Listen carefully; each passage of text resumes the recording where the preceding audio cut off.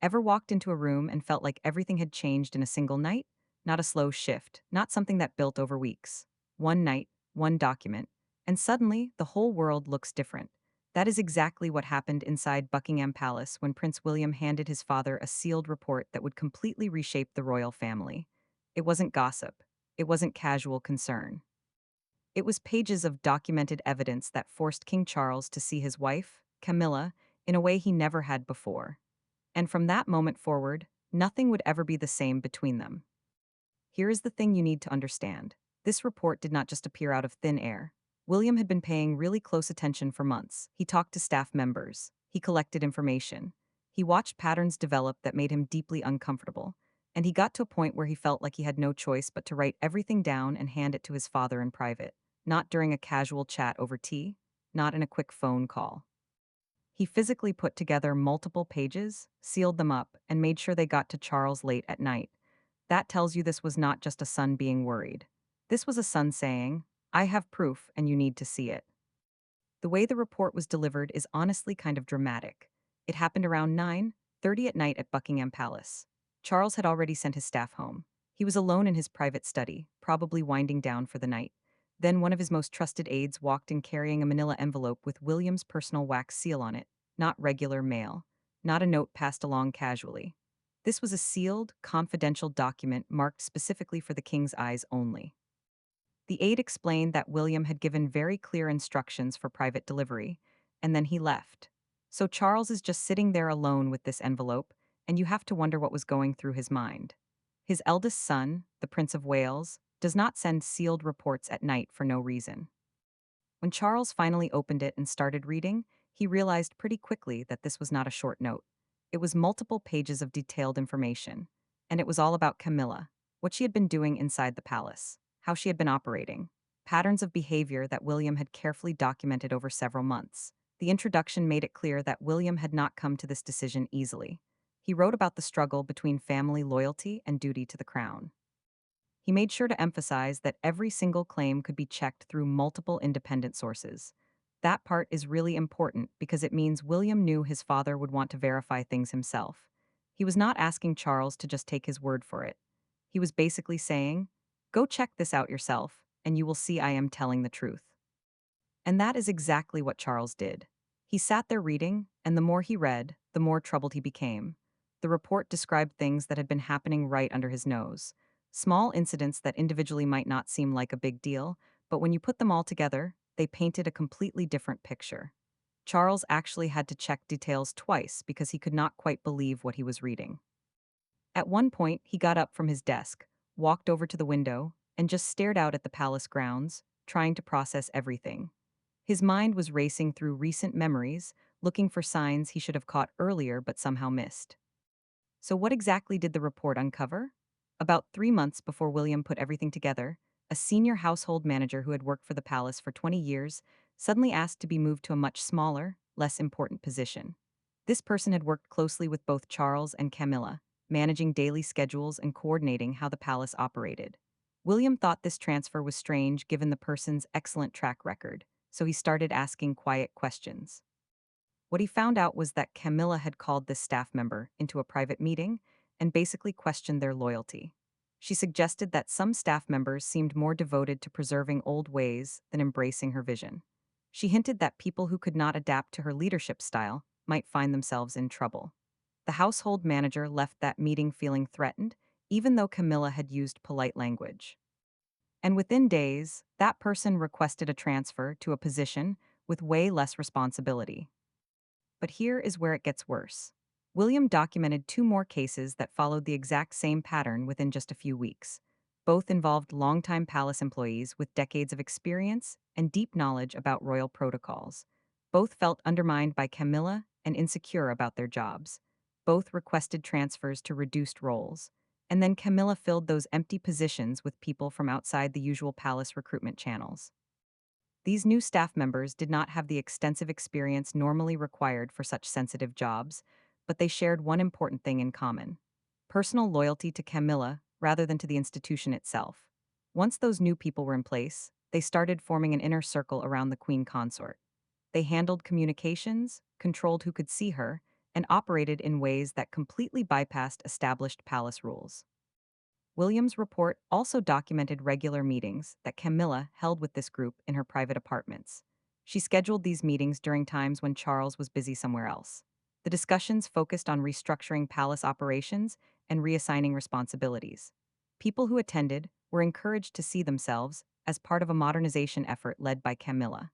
The meetings created a sense of being special insiders who belonged to her exclusive group. Meanwhile, the normal flow of information within the palace started to change. Decisions that used to require consulting senior advisors began happening through informal channels. Staff members who asked questions about proper procedures found themselves left out of future discussions. A culture of uncertainty developed where people became afraid to follow established protocols because doing so might upset the queen consort. Generations of institutional knowledge that had guided palace operations for years was being dismissed as outdated thinking. And Camilla was making statements about her role and authority that created real confusion about who was really in charge. She suggested to various staff members that her position as queen consort carried more weight than people realized. She reminded people that she stood beside the king, so her wishes deserved the same respect as direct orders from Charles himself. That is a really specific thing to say. If you have to tell people your wishes should be treated as direct orders from the king, you are already operating outside normal boundaries. That is not how institutional authority works. That is how personal power grabs work. The report also detailed some financial irregularities. Budget allocations for Camilla's office had increased significantly without going through normal approval processes. Expenses appeared on palace accounts that did not match established spending patterns. When financial administrators asked questions, Camilla's new staff gave vague answers. The amounts were not huge, but the lack of transparency violated basic standards of fiscal accountability. William also documented how trusted advisors had expressed growing concern about their diminishing access to Charles. Camilla had started intercepting certain communications before they reached the king. She would review matters first, and then decide what information Charles actually needed to see. She framed this as helpfully filtering out unnecessary details, but the advisors recognized it as control over information that stripped away important context. William included evidence about public-facing activities too. Camilla had been suggesting changes to planned royal events that would increase her prominence compared to other family members. Things like alterations to seating arrangements, speaking orders, and photo opportunities. When event coordinators pushed back, citing traditional protocols, Camilla's staff applied pressure by invoking her authority as the king's wife. Each individual incident might seem minor when viewed separately.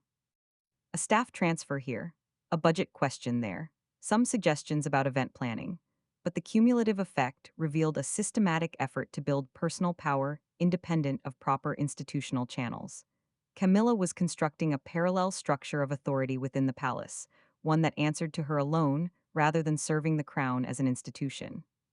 So Charles finishes reading this report around midnight, and he is sitting there understanding that his relationship with Camilla has fundamentally changed. The woman he married, the woman he fought so hard to have accepted as his queen consort, now appeared in a light he had never imagined possible. He locked the report in his desk drawer and sat alone in the study contemplating what came next. But here is what makes this story different from just taking William's word for it. Charles did not confront Camilla immediately.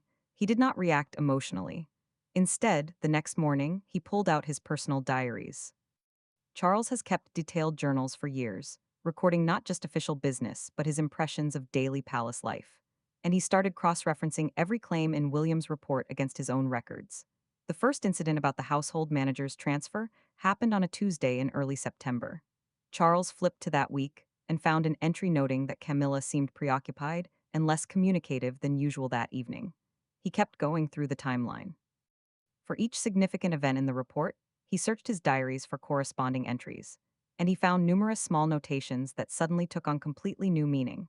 There were days when he had recorded feeling oddly out of touch with palace operations, moments when staff members seemed hesitant to speak freely in his presence, occasions when Camilla had steered conversations away from certain topics or people.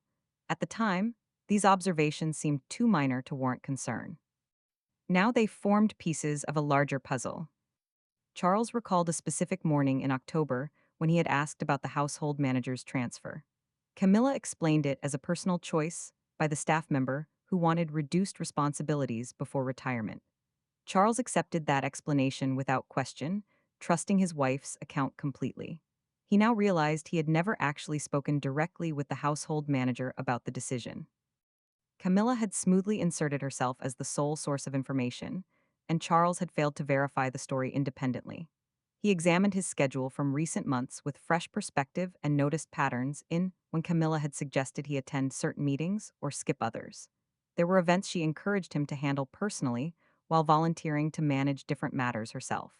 Charles had appreciated what seemed like helpful partnership in managing their workload. The division of responsibilities appeared natural and efficient. Only now could he see how these arrangements had systematically isolated him from specific areas of palace operations. He remembered a conversation with one of his longest serving advisors who had mentioned feeling less consulted on important decisions. The advisor phrased the concern carefully, almost apologetically, suggesting perhaps the king preferred to handle matters through different channels. Charles had reassured the advisor that his counsel remained valued, but had not investigated why this perception existed. He now understood Camilla had been gradually limiting these trusted voices from reaching him. The financial irregularities prompted Charles to request detailed budget reports. He spent an entire afternoon reviewing expense accounts and authorization records and discovered exactly what William had described. Increased spending from the Queen Consort's office had bypassed normal approval processes. When Charles looked for the documentation trail that should exist for such expenditures, he found only vague justifications submitted after the fact. The pattern of avoiding proper oversight troubled him deeply because it showed intentional circumvention, not accidental oversight. Charles also reviewed communications from various palace departments. He searched for the kinds of detailed briefings he typically received on significant matters and noticed that information reaching his desk over recent months had become noticeably more filtered and summarized. Complex issues arrived with simple recommendations attached, leaving little room for consideration. Camilla had often been the one delivering these condensed briefings, explaining she wanted to save him from unnecessary details. When you hear that, it sounds considerate on the surface. But when you realize it was part of a broader pattern of controlling what information reached the king, it becomes something else entirely. He looked at security logs tracking movement throughout the palace. The records showed when and where Camilla had held meetings in her private apartments. The frequency and timing matched exactly what William documented. These meetings often occurred during times when Charles was occupied with duties that kept him away from that wing of the palace. The scheduling seemed too consistent to be coincidental. And that is where Charles had to confront the most painful realization. He had to acknowledge his own role in allowing this to develop. He had been so focused on his official duties and so eager to demonstrate trust in Camilla that he had stopped applying normal oversight. He wanted their partnership to work smoothly and interpreted that desire as reason to avoid asking difficult questions. He confused blind trust with healthy confidence, and that confusion created space for problems to grow. Every piece of evidence William gathered checked out against independent verification. Charles could no longer pretend these were misunderstandings or minor missteps.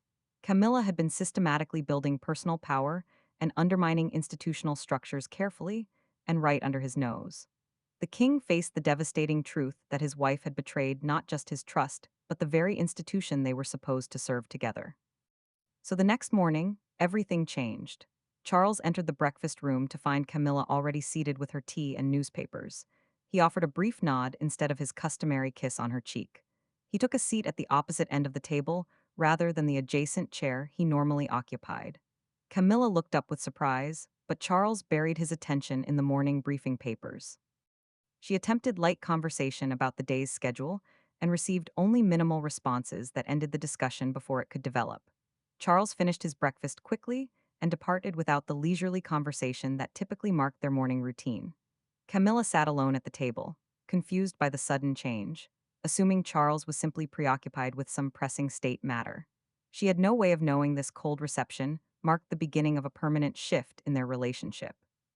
Charles instructed his private secretary to arrange separate transportation for all upcoming royal engagements. He explained he needed flexibility in his schedule that joint travel would not accommodate. Staff found the request unusual, but implemented the changes without question. Camilla discovered the new arrangements when informed her car would leave 15 minutes after the king's for an event they were both attending. Separation felt uncomfortable, but she still did not understand what was happening. The king stopped attending regular evening briefings where he and Camilla had traditionally reviewed the next day's activities together. He began receiving these updates alone in his study, making decisions without seeking her input. Palace staff noticed immediately and adjusted their reporting procedures. Documents and requests that previously went to both the king and queen consort now moved only through Charles's office. Camilla found herself increasingly isolated from the flow of information that governed daily palace operations. Charles arranged for his personal belongings to be moved from the private apartments he shared with Camilla. He established residence in a separate wing of the palace that had previously served as guest quarters. He framed the move as temporary, citing the need for quiet space to handle sensitive matters requiring his undivided attention. The physical separation meant their paths crossed less frequently, and even chance encounters became awkward exchanges of polite formalities rather than genuine connection. Camilla attempted to arrange a private dinner where they could reconnect away from palace pressures. She sent several requests through proper channels, suggesting various dates that might fit Charles's schedule. Each attempt received a polite response, citing unavoidable conflicts or prior commitments. She began to understand her husband was actively avoiding time alone with her. Though she still could not identify what had triggered this dramatic change, staff observed the new dynamic and adjusted accordingly. Servants and administrators who had previously sought approval from both the king and queen consort now directed all requests solely to Charles. The king made clear through his actions that Camilla's opinions on household matters no longer carried weight in his decision-making process. This shift in protocol sent signals throughout the palace hierarchy about the queen consort's diminished standing. Charles excluded Camilla from planning sessions for upcoming royal tour. He had always involved her in these preparations, valuing her perspective on public engagement strategies. Now he conducted these discussions with William and other senior royals, while Camilla received only basic information about finalized plans. She found herself treated as a participant who would be informed what to do rather than a partner who helped shape the approach. The charitable initiatives that Charles and Camilla had previously managed as joint projects were reorganized. The king removed her name from leadership positions on several foundation boards they had co-chaired.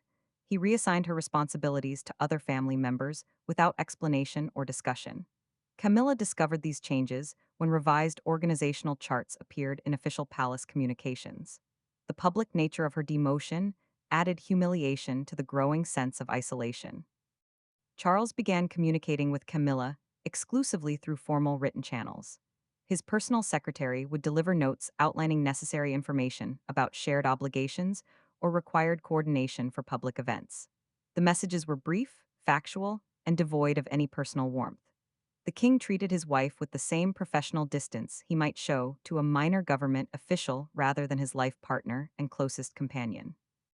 Mutual friends within their social circles suddenly became less available. People who had regularly joined them for private dinners or weekend gatherings now declined invitations or claimed scheduling conflicts. Camilla did not realize Charles had discreetly indicated to these friends that he preferred to maintain distance from her in social settings. The isolation extended beyond palace walls into her personal life, leaving her with fewer people to confide in about her growing concerns.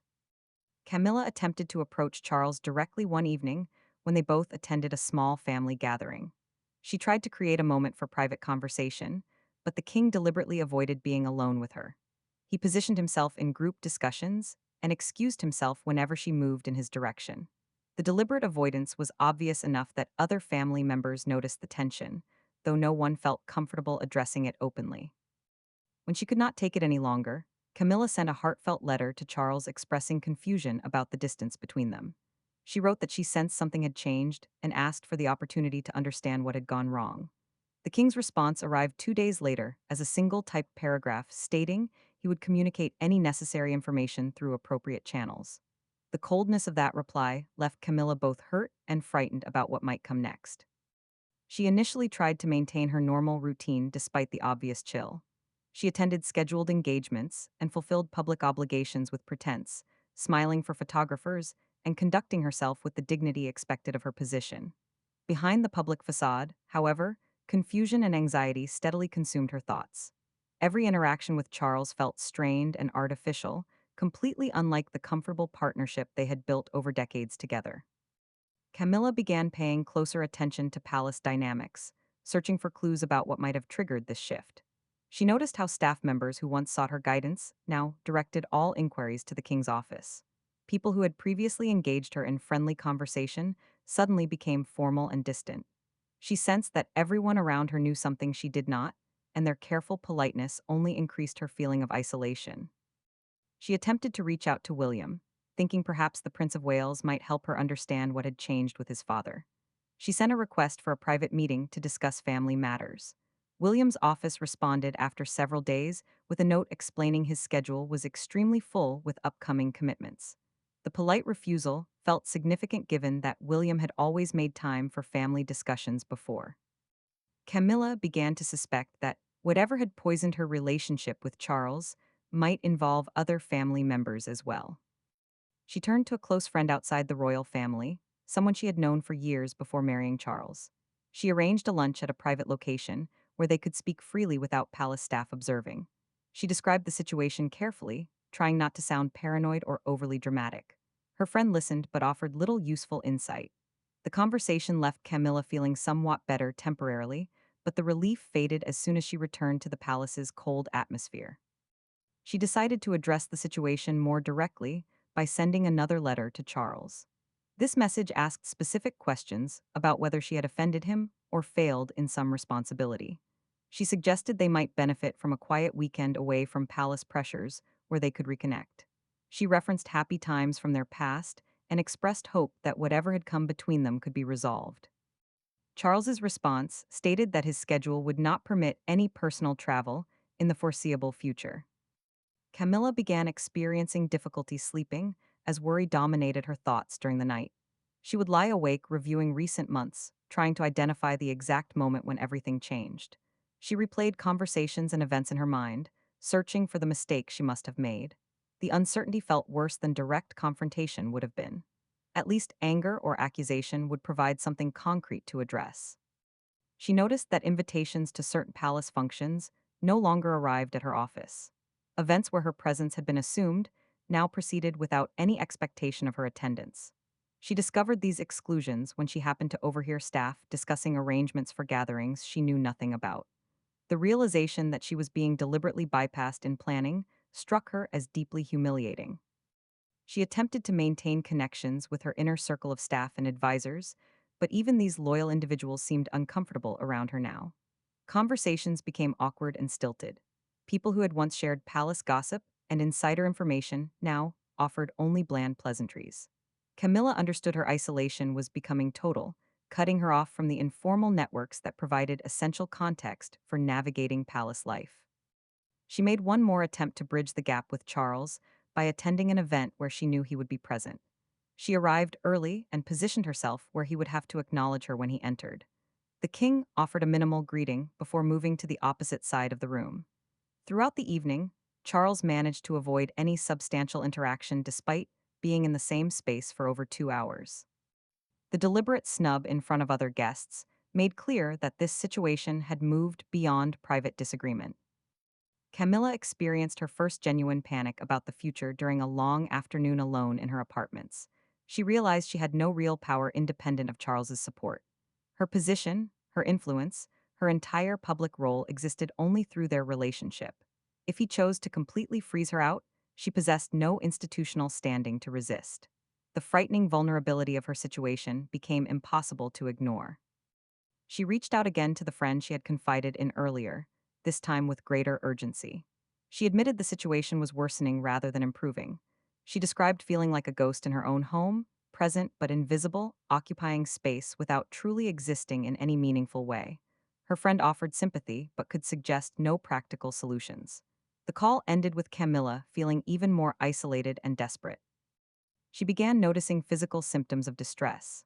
Her appetite decreased, and her digestion became unreliable. Headaches appeared frequently, particularly in the evening hours. She found herself becoming short-tempered with staff over minor issues, then immediately regretting her sharp words. The loss of control over her emotions frightened her almost as much as the situation itself.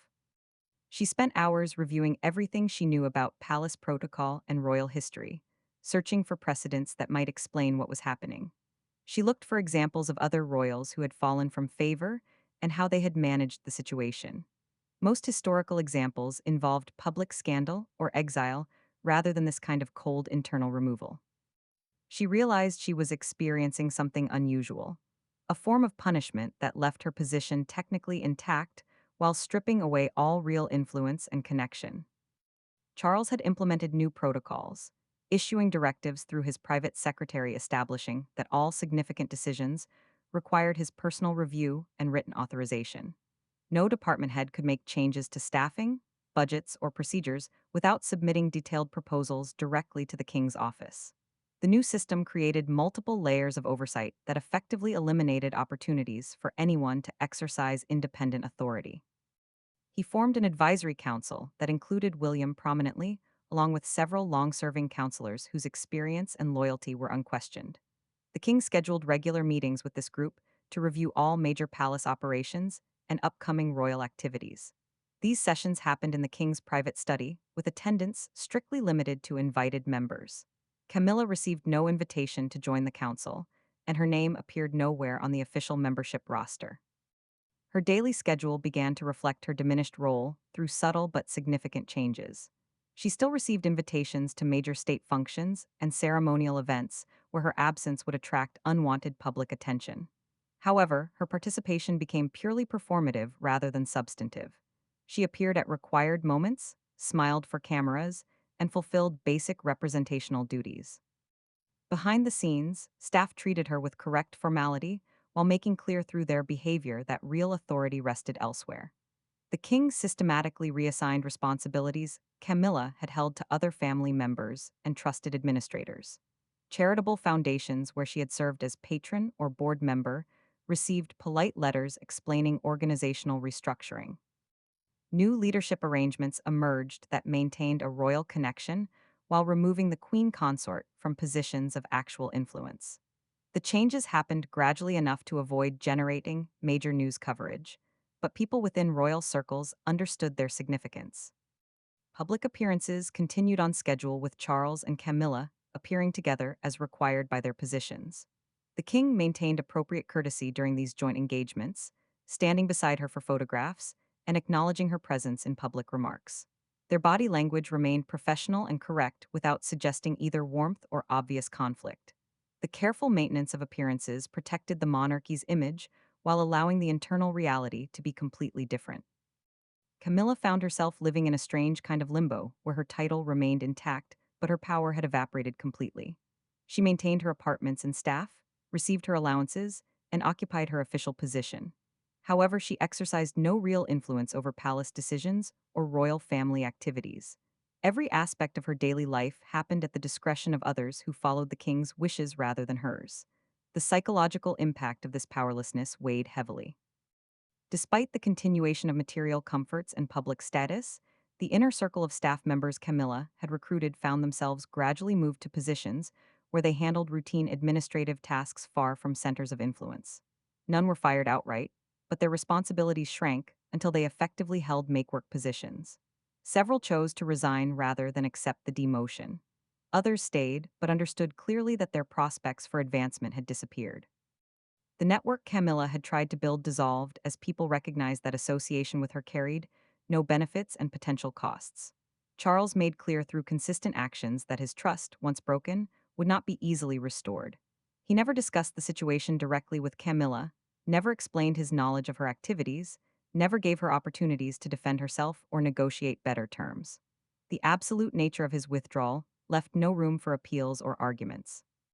Camilla existed in a state of permanent exile within her own home, technically present but functionally invisible when it came to anything that mattered. William's prominent role in the new structure became increasingly clear to palace observers. The Prince of Wales attended meetings and consultations that previous heirs had not regularly joined. He traveled with Charles for important engagements and appeared in photographs that emphasized the father-son partnership. The king was positioning William not just as future monarch, but as present partner in governing the institution. This visible closeness served multiple purposes, both strengthening the succession and showing where real power resided. Camilla faced a choice between accepting her diminished circumstances or creating public conflict that would damage both herself and the institution she had married into. She recognized that any attempt to fight back openly would generate the kind of scandal that destroys reputations forever. The British public had only grudgingly accepted her after years of careful rehabilitation from the controversies of the past. Creating new drama would undo all that painstaking work and leave her completely isolated. She chose passive acceptance as the only viable path forward, however painful that surrender felt. Over the following months, the new palace reality settled into a sustainable pattern. Charles continued his duties as king with renewed confidence in the systems protecting institutional integrity. William grew more comfortable in his expanded role as trusted advisor and visible partner. The two men developed working rhythms that allowed them to coordinate effectively on sensitive matters. Their alliance provided stability and continuity that reassured both palace staff and the broader establishment about the monarchy's direction. Camilla learned to navigate her reduced existence with as much dignity as circumstances allowed.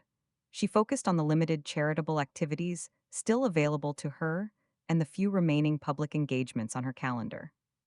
She maintained proper behavior during required interactions with Charles, never pushing for confrontations or explanations she understood would not come.